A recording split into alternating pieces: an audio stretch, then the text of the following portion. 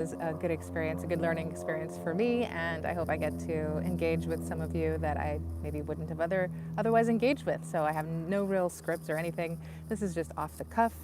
I did a live on Instagram the other day and it went really well. I've been just blasting all of my pages with content about this election, about Trump, and it's such an interesting experiment in observing human behavior right now, whether you're a Democrat or a Republican or a Trump voter or a Kamala supporter, whatever the case may be, just the interesting observations that you can glean from watching what happened this time versus what happened last time, and what side of the fence you're on, and how human relations are affected, whether it's from people that you know and love, friends, family, acquaintances, people on your social media pages, strangers.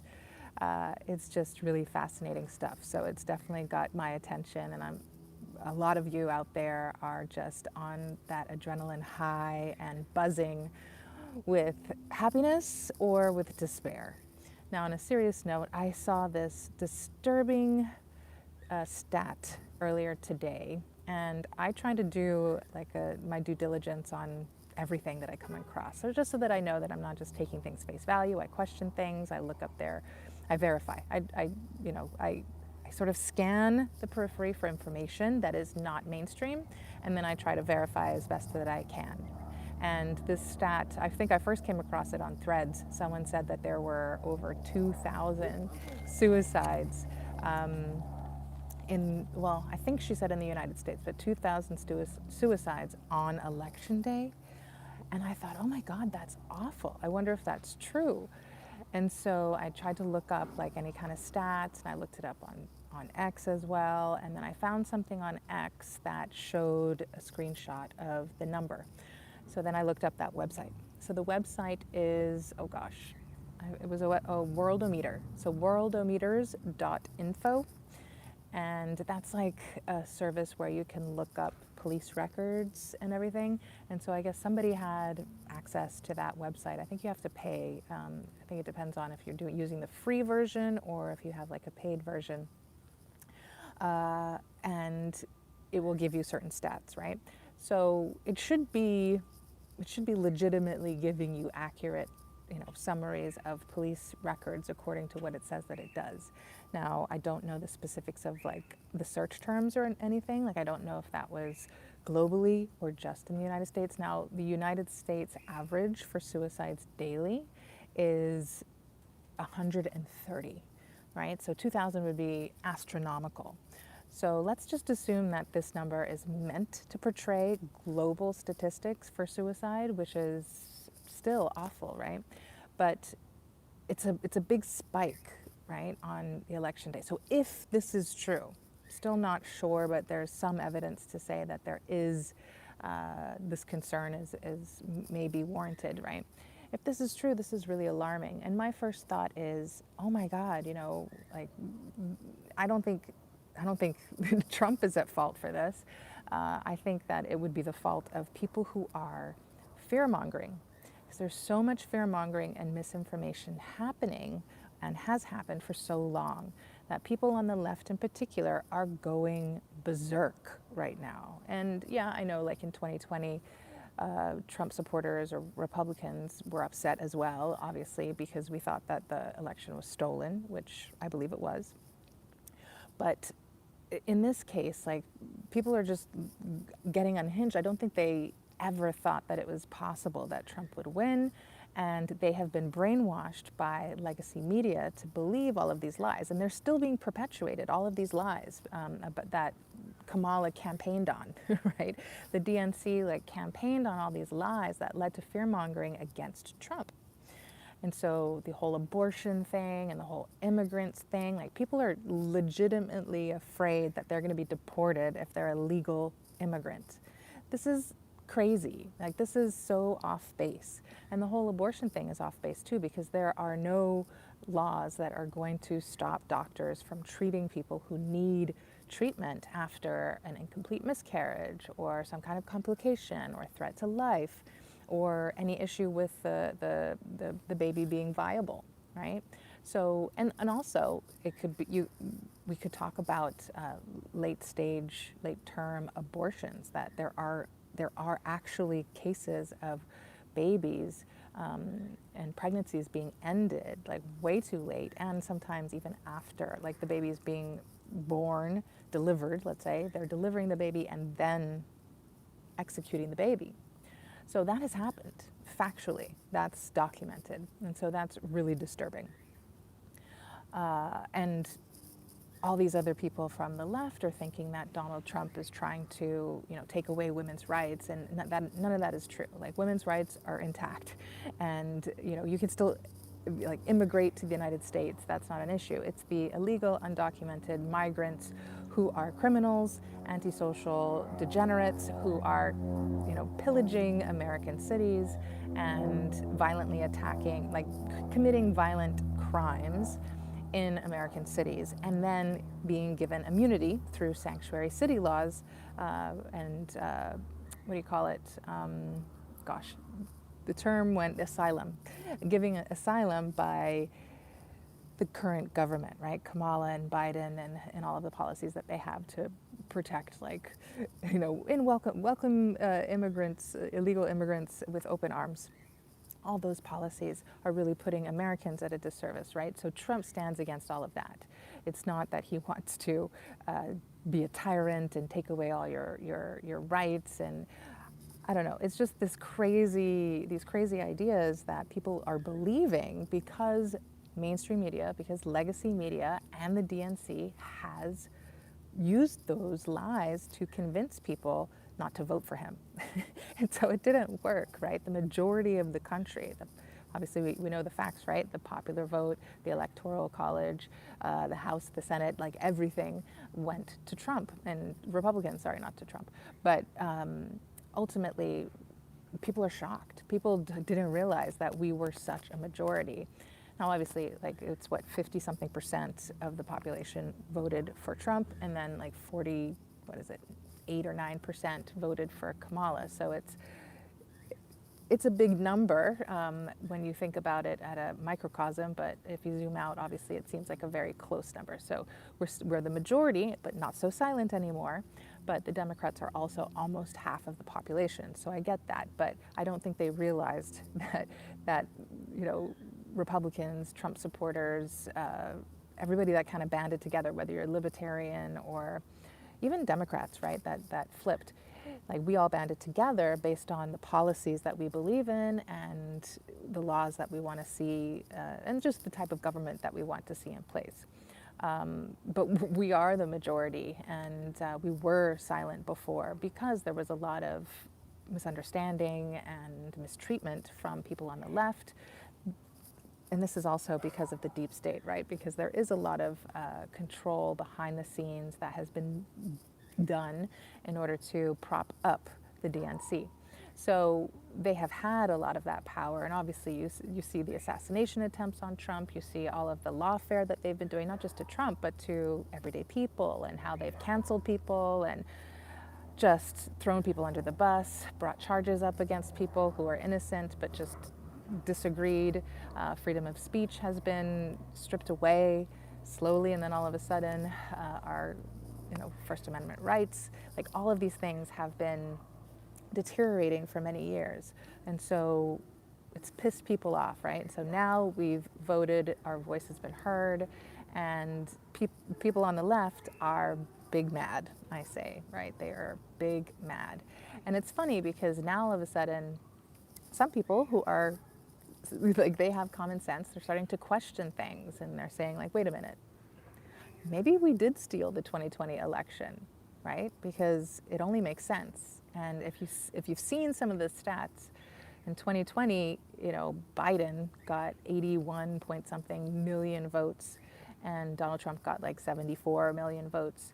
And where did those? It came to like almost 20 million votes, like mystery votes. Where did they come from? Obviously, at the time, it was clear that there were this like mail-in ballot fraud, right? Whether they were dead or they were duplicates. There was this influx of mail-in ballots because of COVID and because of all the restrictions. And that was, obviously a shit show in and of itself, but ultimately it sort of paved the way for this opportunity that the Democrats optimized. And having 20 million extra votes allowed them to steal the election. And the shenanigans that went on, right? Like there were just these ballots that showed up out of nowhere only for Biden in the middle of the night. And then there were reports of people saying that the votes, like the tallies, jumped 100,000, like in a matter of a split second, right? So lots of reasons to think that that election was legitimately stolen. Versus this one didn't take however long, weeks, to come to a conclusion, right? And if anyone knows, tell me, how long did it take to actually get the results of the 2020 election? Because I don't remember the exact amount of time, and I wanted to look that up, but I didn't get a chance to look that up. But it took a really long time. So let me know how long it took if you're aware, or look it up real quick for me and pop it in the chat here. If you do have anything to add that's relevant to the topic, please do pop it in the chat and I can respond to it. But this time, right, like, election went smoothly because the GOP was prepared, because they had, the people in all of the polling stations watching and regulating what was happening. And yeah, they came prepared and they caught people. I mean, it's not like there wasn't any kind of threats. Like, they caught people trying to dump duplicate ballots, right? So if any of that had happened, we may have seen a different result. But all the other thing, though, is that it was shown that record numbers of voters turned out to this election, right? But it still didn't add up to the same amount as Joe Biden last time. And who would vote? Like, how can you possibly assume that 81 million people are going to be voting for Biden last time? Like, nobody, there was not like a fervor for Biden at all. Like, it's not, even Kamala had more support from the Democrats than Biden had.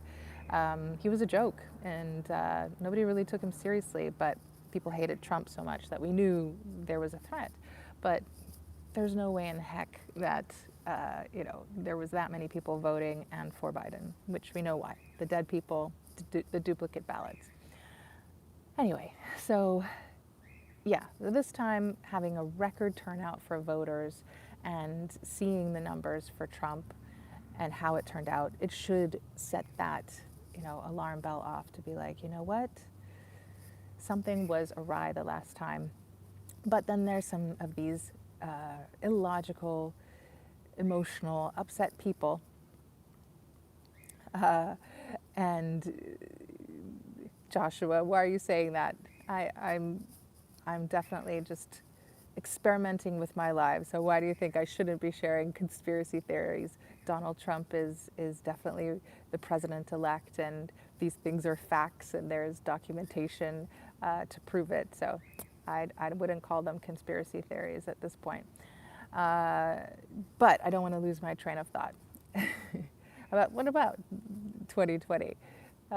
It's proven that there were 81 million votes for Biden. I mean, that's fact, right? And so saying that it's from duplicate ballots and dead people, sure, that's a theory. But we know that there were duplicate ballots because there were duplicate ballots this time too that had to be squashed. So, right? Like, it's just 2 plus 2. Not yet, but there's data points in order to examine. So I don't know if you are a Kamala voter, but if you just don't like talking about it, then you're going to have to put up with that here. So try to refrain from, debating too much, because we won't see eye to eye. So anyway, getting back to now. So now that we know, thankfully, other than Arizona, the collection of the votes and the tabulations went much more smoothly, and the numbers add up. So things seem to be going like much better this time. There's no reason to question statistically, if you look at all the numbers, how things went, right? Like, there's no real reason, justification, other than an emotional one for saying that this was a stolen election. But of course, there are going to be some of these emotionally volatile people who are upset. It's human nature. I get it. You're going to question it, but logic should set in. You should look at all the facts, and then understanding that this is a legitimate election and this is why, and that yes, there is a silent majority that is now not so silent.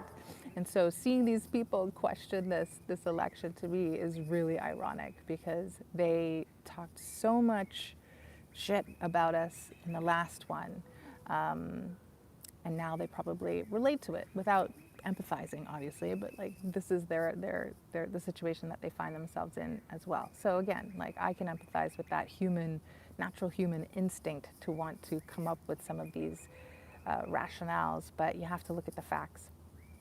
And so, yeah, I just think it's so interesting to see the human dynamics at play here and watching it, because it's important not to be a hypocrite for yourself, right? Like you want to be able to extend grace to people. You want to be able to emotionally regulate and have like a respectful conversation. But so many people are not able to do that. And I mean, that's unfortunate, but yeah, you know, it's your prerogative. If you don't agree with somebody's values, then you don't have to engage with them. You can unfollow them, you can block them. But it is sad when you see it happening in personal relationships, right? Whether it's friendships or family. It's one thing if it's like people that are removed from your life for many years or just acquaintances, but when it's people who are close to you, it's always hard to have to endure that kind of conflict where one person maybe nobody is tolerant to anybody else's views, but maybe there is somebody who's more tolerant, but the other person just isn't. And so that usually stings a little bit. And I have a lot of people reaching out to me about that the experiences that they have and sharing that with me. And they say that they have been, you know, watching how I handle things, and they appreciate me sharing my anecdotes and my beliefs so that they feel like they can emulate some of that and learn from that, and that it's really useful to just not feel so alone. So I don't know if any of you have had any experiences like that, but it's definitely a common one. But I do hope, yes, I live in Arizona, so I voted in Maricopa County. I did an early vote, and my vote was counted shortly after. So mine shouldn't have been among some of the delayed ones, but I think we're almost done tabulating those votes, so getting there. Now we're just waiting for the final word on Kari Lake and some of the other issues, but it looked like Proposition 314 went through, which was about police being able to arrest illegal, undocumented immigrants and judges being able to deport them. So I believe that's very, very good for the state, for the country. Other states need to follow suit. That seems to be the part of the, was it Project 47 that Trump has clarified that his plan to do so. The abortion one, the right to abortion got passed here, so people will be able to access abortion, which means elective abortion, up through, gosh, I forget the exact situation, so I'll look up the details of that, but it was not the way that I voted for that one. Because the language of the way that they worded it was that abortion is a fundamental human right. And I don't agree with that. So there's some things that they did say that I did agree with, but that I don't agree with, so it nullified the whole thing for me. I do not believe that, I believe life, that we have a fundamental human right to life. So the unborn baby has the affirmative right to life. And obviously the exception, I know Donald Trump he is not as pro-life as some Republicans. He believes that incest, rape, and threat to the mother's life are exceptions for abortion, and I tend to align with his beliefs because I'm not like a full 100% pro-lifer either. I came from a pro-choice liberal history, and I shifted a little over 10 years ago and became more conservative. And so I have more I wouldn't even say moderate. I definitely lean very like much to the right, but there is still some flexibility that I feel I'm very reasonable in regards to looking at things from all angles and coming up with what I believe is the most rational conclusion to these matters. But when we look at things in black and white, that language I did not agree with, so I couldn't vote for that. But currently now, like all the abortion laws, do not prohibit doctors from treating patients and saving the lives of the mother. So, that needs to be clarified. It's very, very important that people are not confused about that.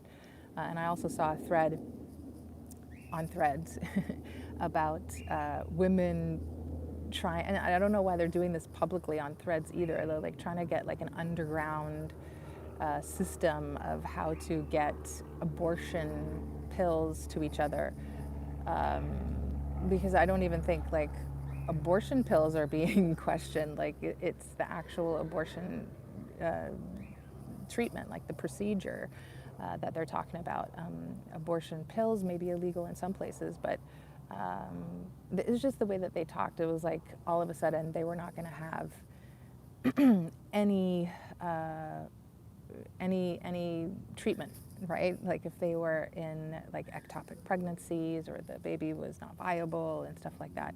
And so it was a lot of misinformation. And, get birth control and get Plan B. And I don't remember when the abortion pill is usually used, but it's in the early stages, very, very early stages of pregnancy. But then the procedure gets more and more graphic obviously as the pregnancy progresses. So making sure that people recognize that there is a way to prevent that from happening, and obviously like taking responsibility and being accountable to your own behavior is number one. That's the first line of defense. But in the case that let's say you use a condom and it breaks or whatever, sure, you can get Plan B. But ultimately, even aside from all that, like if for whatever reason there is a pregnancy, then I do believe that that baby has a right to live, and that right to live trumps, your decision to want to electively get an abortion. Like to me, that's frivolous. That's verges on murder, right? So. Yeah, I know it's very controversial, and that's why it is so volatile right now. But I think ultimately, even in a tricky situation, if it's even if it's incest or sexual assault and rape and all that sort of stuff, I still think that an abortion is traumatic. And so levying an abortion on top of that is just compounding the trauma. It's going to be traumatic, difficult, one way or the other, right? Like carrying a baby is not easy, but I wouldn't call it traumatic, right? Like childbirth is not easy, but I wouldn't call it necessarily traumatic. It can be, but like with anything, like there's always a risk. But anyway, I don't want to go off too much on a tangent, but I think it's definitely the language of referring to it as a fundamental human right. I just do not, bottom line is I do not agree with that at all. So I'll leave it there for now. But interesting discussion topics for sure this week that we could probably sit here and pontificate for a very long time. But I think for now it's just like getting to the point where things become more and more realized, and hopefully we see Donald Trump come through with things that he has promised, and hopefully people see that it's not the end of the world, that none of the things that they are afraid are happening are going to happen, and that things are actually taking a turn for the better. Just like, reports now that, there's peace happening in the Middle East, that wars are ending. And I think that's going to perpetuate. I think people respect/fear Donald Trump, and that he's really good at foreign affairs, and that he's really good at governing this country and putting things into place with his common sense. Just with his common sense. He's not a part of the game playing, and he's a straight shooter. A lot of the criticisms against Trump being, he's a convicted felon of 34, 34 cases or 34 felonies, and he is guilty of sexual abuse and defamation, and he's been bankrupt. Those are some of the criticisms that I've gotten, other than, he's rude or whatever. But it looks like those charges are going to be dropped. The felony charges are going to be dropped. He hasn't been sentenced yet, and although he was convicted and found guilty of them, that the DOJ is going to be dropping those charges. Now, I looked it up, and it is not an automatic thing that the DOJ does not automatically drop charges on a president, and he could be brought up on charges at a later date, but to some people, it would seem that there's questionable rationale for doing so, and having that thorn in the president's, whatever the saying is, having that blemish on him is not conducive to a strong leadership or government. So anyway, they're deciding to drop the charges. And the whole sexual abuse and defamation case that he was found guilty of, it's not a criminal matter, so he's not a rapist, but it's a Me Too case basically, and it was a delayed issue. Like, it was, I heard 25 years later. I don't remember exactly when the incident happened, but the woman in question, she said that he did not have her consent. And so he didn't have a way of proving that he had her consent, which is a very muddy, sort of complicated Me Too scenario. And he paid the damages, and that's that. So, you can use that to judge him and think that he intentionally sexually assaulted someone. But there are many times when Me Too cases are, it's hard to say that there wasn't consent, but there was a lack of documented consent. Let's put it that way, right? So it's dangerous. It's dangerous for men in this situation. That it's very easy to find them guilty. So do with that what you will. But I don't think that conclusion should prevent people from seeing the benefit of having Donald Trump as the President of the United States. He has demonstrated a lot of wonderful behavior and competence in leading the country, and I think in regards to questioning the character of the person, having an affair is definitely something that is a moral issue. And Melania seems to be a wonderful first lady, and if they can resolve their marital infidelity, then more power to them. And to me, really, that is the most impactful thing. Is just that if they're in a healthy relationship, if he has changed, his ways, and he's not a philanderer anymore, I think that's the conclusion that I think is really important, because people do make mistakes, right? People do make mistakes, and I made a joke today about if Martha Stewart ran for president, people probably wouldn't be saying the same things about her. And she is a convicted felon who went to prison. So, anyway, I thought that was kind of a funny comparison. But they throw the book at Donald Trump because they don't like him, because they don't like his mannerisms. They don't like that he has said some of the things that he said, and they think he's brash and brazen, and they don't take to that. And a lot of people on the left don't. Like, they don't take to my personality half the time. So I get that they don't take to Donald Trump. But a lot of that is just fueled by a lot of the rhetoric of the left, of the virtue signaling PC culture, right? That we've been inundated with for, gosh, I don't know how long it's been like that, but it's been a while. I just remember the BLM days, like back in 2020, right? Like those were really hard times, and all the riots and everything. So, gosh, like I think there's a lot of irrational, reactive emotions that have been stirred in people from one origin or another. But it's kind of like what do you call it? Like when everything comes together in the perfect way, creating this volatility and combustion effect. So I think it's starting to subside a little bit, and that's the whole purpose of people wanting Trump to be elected, is just to get back on track, to right the wrongs, to have good triumph over evil.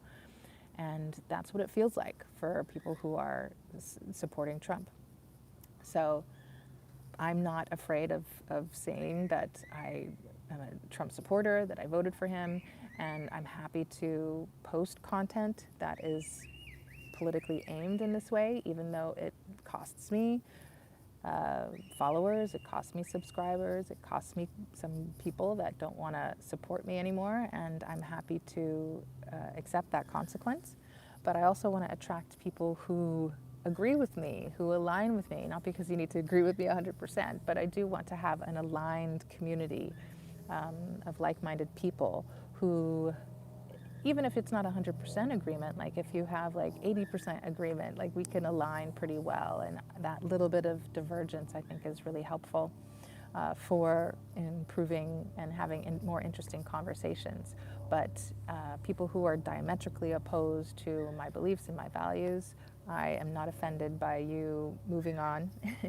But if you do align and share these values, that's kind of what I've done in my work. Is after I retired as a mental health professional and just started doing coaching and consulting independently, I became a values-driven coach. So I want my clients, I want the communities that I engage with online and I build online to be aligned in value systems. And I also help people match for, to get married and to develop families and build legacies. And so this is part of the process of vetting, is you have to vet people for alignment and values and life goals and everything. So some people may call it an echo chamber, but I believe it's really important to have these homogenous communities. And again, having a little bit of individuation and variance is good, but the majority should be in alignment. Because you have to agree on what is good and evil, what is right and wrong, what is healthy and unhealthy, in order to be an effective, functioning community or home, right? If we're talking about man and woman, husband and wife. So it's really important to clarify what are your needs, what are your values, and to make sure that you are not sacrificing or rationalizing, negotiating those when they're like non-negotiables, obviously, right? Like when they're a non-negotiable value of yours, then you cannot waver on them. So clarifying what is, negotiable, what is a preference, and what is a non-negotiable, what is a deal breaker or must-have. And this is what it's bringing to the forefront, this election. It's like, what are the values that you are, not negotiating on? And that if you find someone, like you start vetting someone and you find that they are opposed, on the other side, then, it's one thing to vote for a different person.